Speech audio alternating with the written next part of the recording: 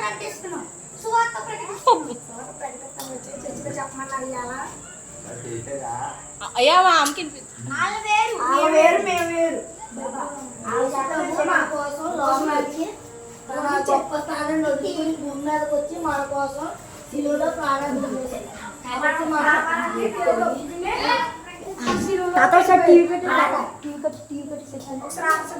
తన జీవితాన్ని మన కోసం అర్పించారు.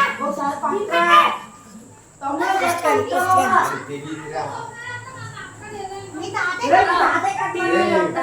టీవీలో సెలలో చూడకూడదు.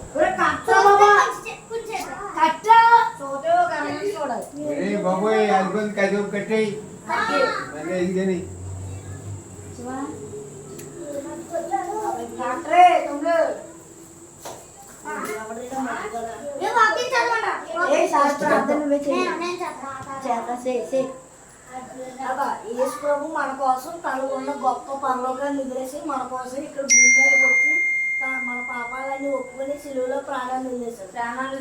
కాబట్టి మనం భయభక్తులు కలిగి మీరు చర్చికి వెళ్ళకపోయినా ఇంట్లో ప్రార్థన చేసుకోవడం, సీరియల్లో సినిమాలు మళ్ళీ వాక్యం మానేసి మొత్తం అన్ని మానేసి పరిశుద్ధంగా వీలైతే బాప్తిసం తీసుకుని మారు మనసు పొందాలి.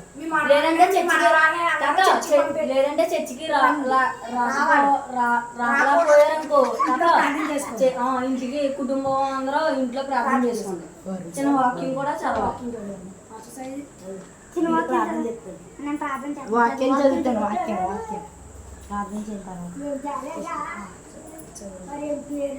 ఆయన జన సమూహములను చూచి కొండ ఎక్కి కూర్చుండగా ఆయన శిశువుల యొద్దకు వచ్చిరి.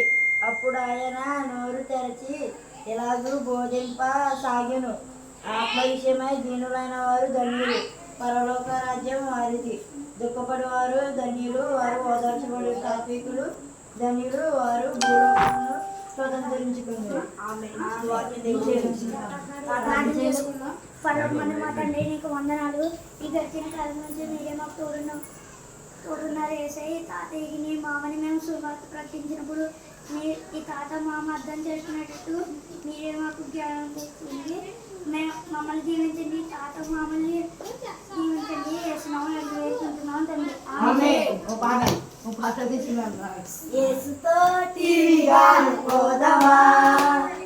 అడ్డుగా వచ్చి వైరి గెలవరు.